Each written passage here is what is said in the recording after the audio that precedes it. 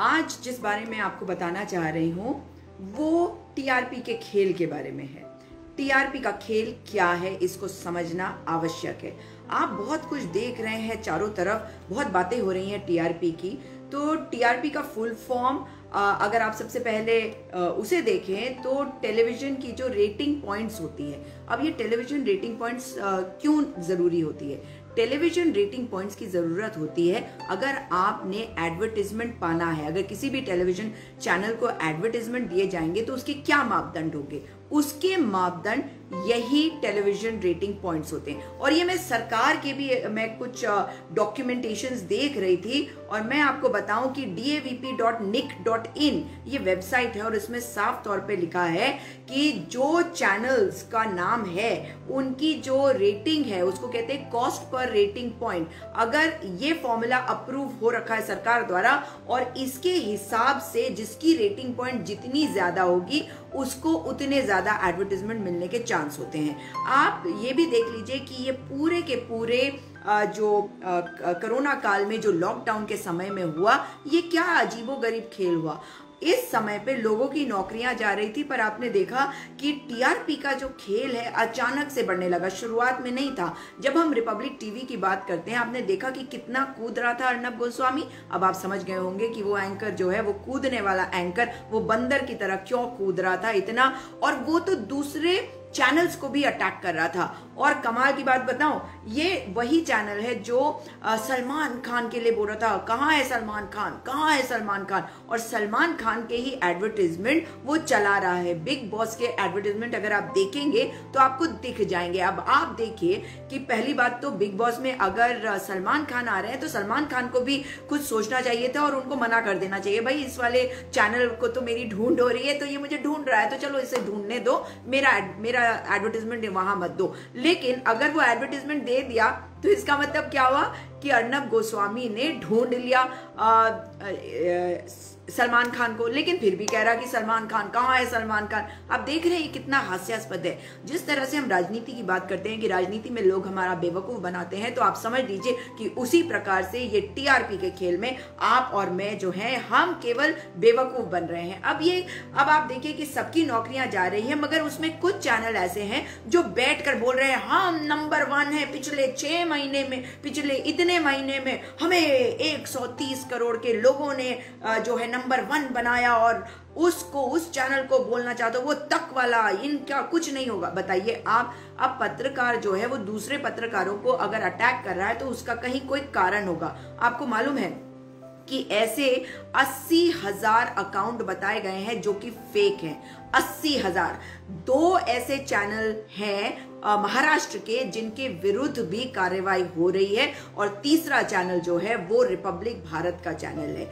आज देखिए ये वही जो रिपब्लिक भारत का वही वाला अर्नब गोस्वामी है जो पहले कह रहा था कि हम इंसाफ दिलाएंगे सुशांत सिंह राजपूत को। मुझे तब भी इस बात का शक जरूर था, मगर ये बात समझ में नहीं आ रही थी कि सारे लोग इसकी बातों पे जो विश्वास कर रहे हैं वो क्यों कर रहे हैं, इसका जो टीआरपी है वो क्यों बढ़ रहा है। तो मैं आपको यहाँ पे आपको कुछ तथ्य देना चाहती हूँ, क्योंकि एक ऑर्गेनाइजेशन है जिसका नाम है बार्क, और बार्क जो है उस ऑर्गेनाइजेशन ने कई जगह पे ये टीआरपी के जो मशीन होते हैं, टीआरपी मीटर्स बोल दीजिए आप इसको, टीआरपी को मेजर करने के जो मीटर्स होते हैं, इनको कई जगह पे लगाया। अब आप समझ लीजिए कि एडवर्टाइजमेंट और टीआरपी का रिलेशनशिप है, और ये रिलेशनशिप का मतलब है कि आपके देखने से अर्नब गोस्वामी के चैनल को पैसे नहीं मिलते। अर्नब गोस्वामी जो आपको चैनल दिखा रहा है उसमें जब आप देख रहे हैं तो बहुत थोड़ा सा पैसा आप देते हैं, टाटा स्काई में बहुत थोड़ा सा पैसा देते हैं, और तमाम ऐसे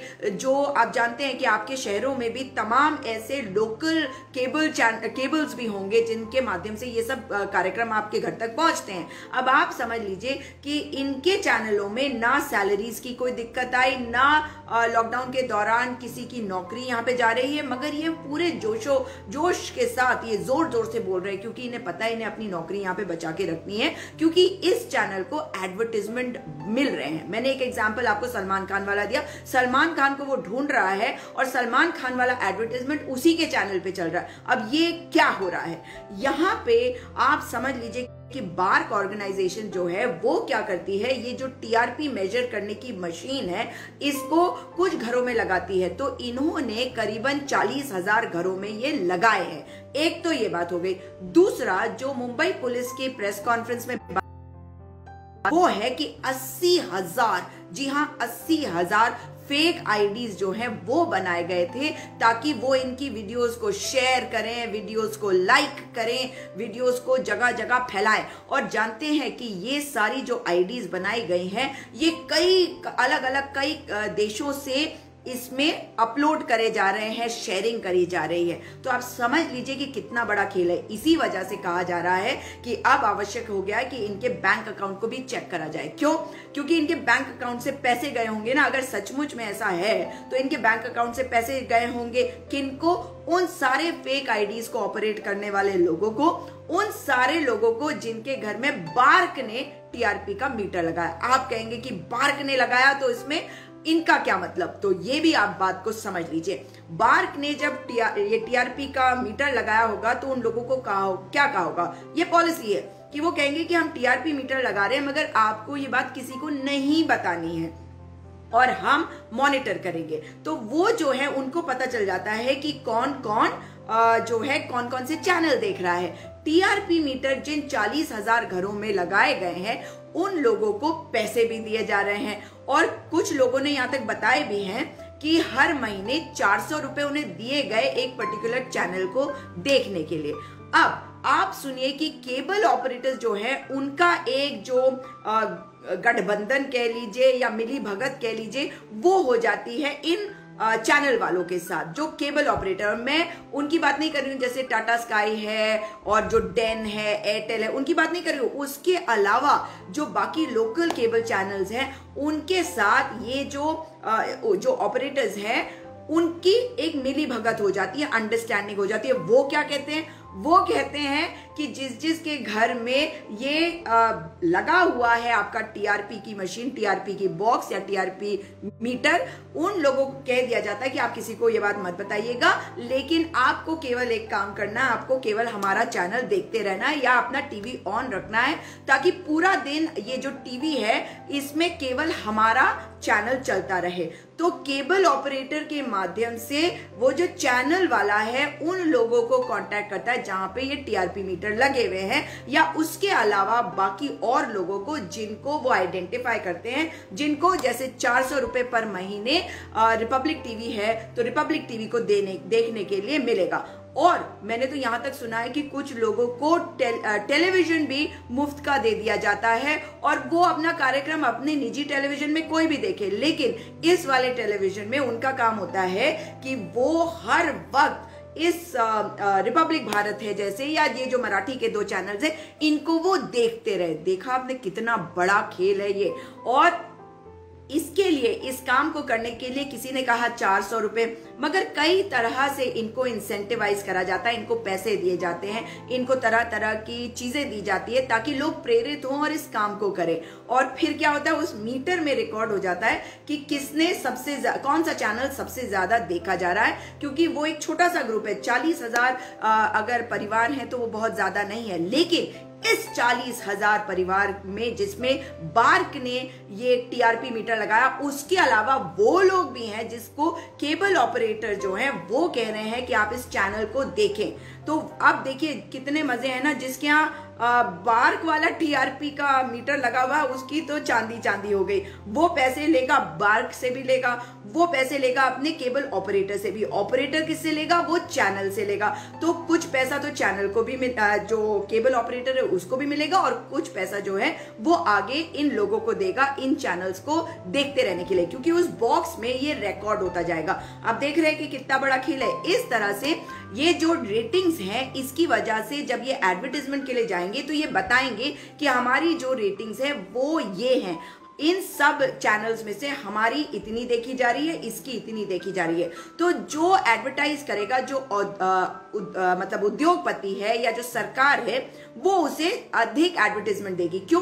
क्योंकि उनका जो काम है, सरकार का जो काम है वो ये है, ये देखना कि कॉस्ट पर रेटिंग पॉइंट यानी कि CPRP का जो फॉर्मूला उन्होंने अप्रूव किया है सरकार ने, उसी के हिसाब से, और ये 2008 मार्च से अप्रूव्ड है इंफॉर्मेशन एंड ब्रॉडकास्टिंग मिनिस्ट्री से, तो ये केवल और केवल उसी को एडवर्टाइजमेंट देंगे। तो इसमें कहां कमी रह गई? इसमें कमी तो सरकार की भी रह गई, क्योंकि वो भाई आप ये देख लीजिए कि कौन से वाले केबल ऑपरेटर के कितने सारे जो चैनल्स हैं वो सब्सक्राइब किए हैं। जैसे अगर मैं टाटा स्काई देखती हूँ तो मैं उसमें कुछ चैनल्स को सब्सक्राइब करती हूँ, तो आप सब्सक्रिप्शन का मॉडल देखिए ना कि कितने ज्यादा से ज्यादा लोगों ने ये किया।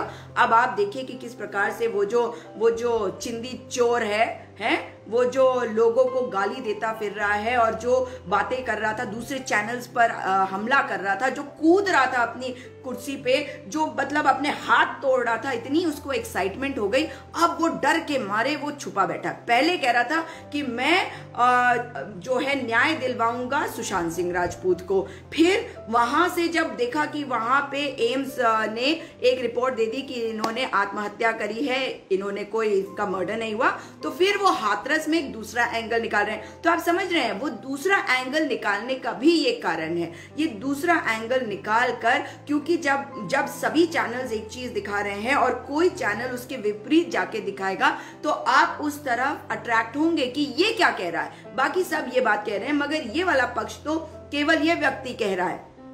इसके अलावा जिस प्रकार से जोर जोर से चिल्लाया जा रहा है उस तरह से भी लोगों को लगता है कि इसके पास कुछ ना कुछ होगा। लेकिन अगर आज आपने इस गोबर स्वामी को देखा होगा तो आपने देख लिया होगा कि कितना डरा हुआ है, कितना डर के अपने घर के अंदर घुसा है। जानते हैं पुलिस से डर कर इसने तो कोरोना, अपने आप को कोविड पॉजिटिव भी बता लेना होगा। ये खबर भी आई है कि 14 दिन के क्वारंटीन में बता रहे हैं, लेकिन मैंने अभी उनका चैनल ऑन करके देखा, वो मुझे दिखाई दे रहे थे। अब देखिए इसमें मैंने क्या कहा, मैंने अभी ऑन करके देखा, आप देख रहे हैं कि किस प्रकार से इनकी रेटिंग हम भी बढ़ा रहे हैं। इस वक्त आज की तारीख में तो आप और मैं भी बढ़ा रहे हैं, क्योंकि हम सब देखना चाह रहे हैं कि वहां पे क्या हुआ। लेकिन ये बहुत ही दुखदाई है कि जिस प्रकार से, एक और बात मैं आपको इससे हट के बोल रही हूं कि जिस प्रकार से जब रिया चक्रवर्ती के खिलाफ कोई सबूत नहीं मिले हैं, इसीलिए कोर्ट ने इस पर टिप्पणी करते हुए रिया चक्रवर्ती को बेल पे रिहा भी करा है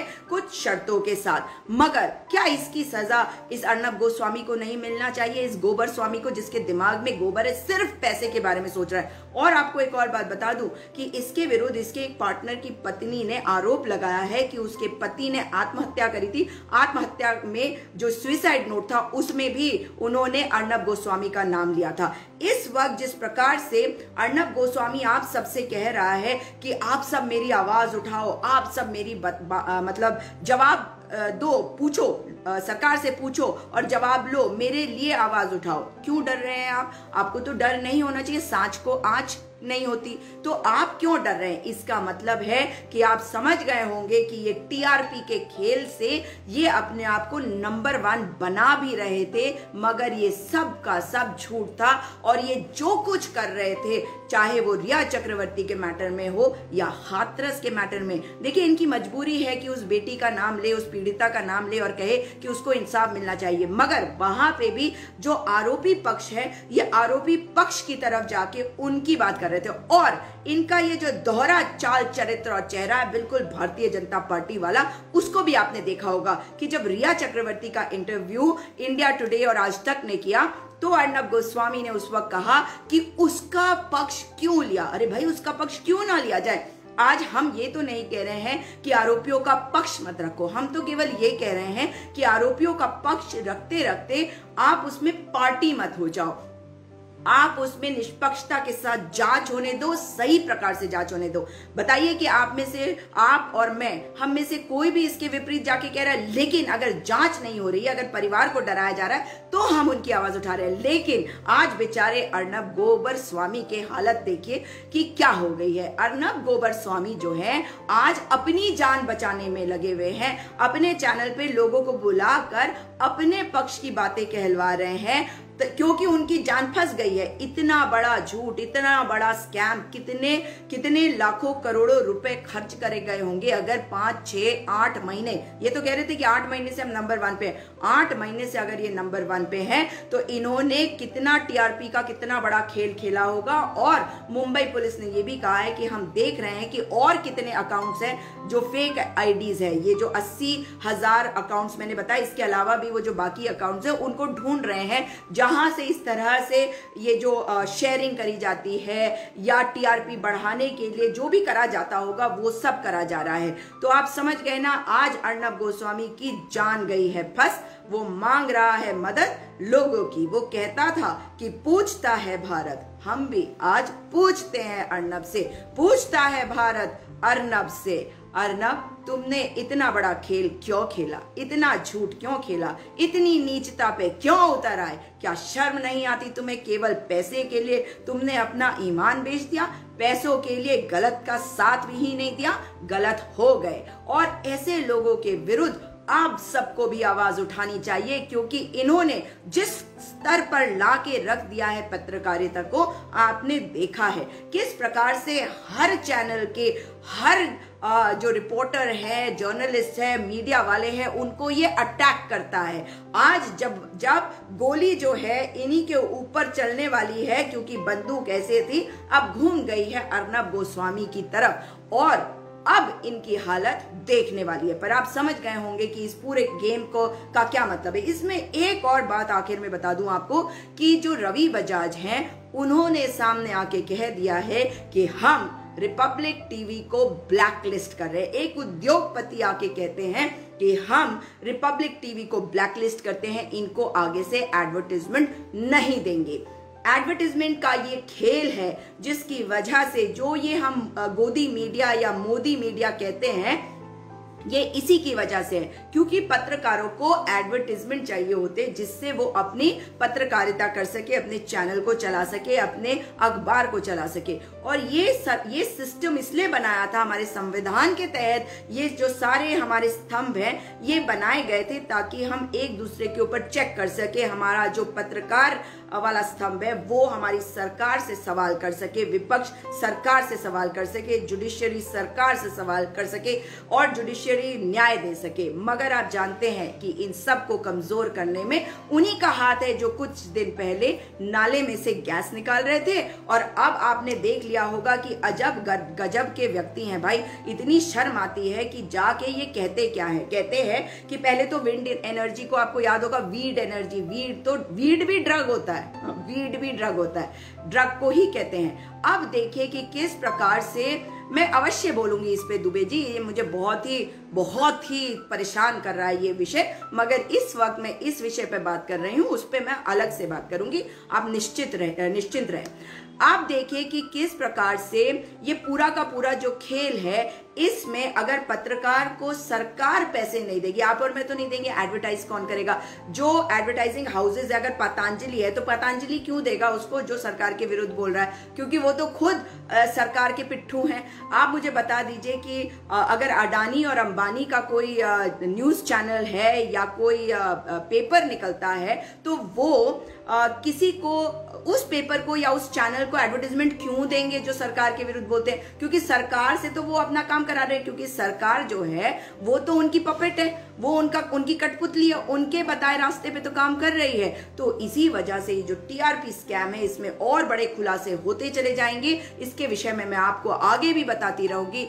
आज इस वीडियो को आप अधिक से अधिक लोगों के साथ शेयर करिए ताकि अधिक से अधिक लोगों को इसके बारे में पता चल सके। और जो इशू जिस वक्त जिस बारे में बात होती है उसके बारे में बात करी जानी चाहिए और अभद्रता नहीं करनी चाहिए। दुबे जी, ऐसा लगता है कि आप दुबे जी हैं तो आप ब्राह्मण हैं, लेकिन आपको शर्म आनी चाहिए अगर आप अभद्रता दिखाते हैं। मैं आपको कह रही हूँ इस विषय पे बात करूंगी तो आप बकवास मत करिए।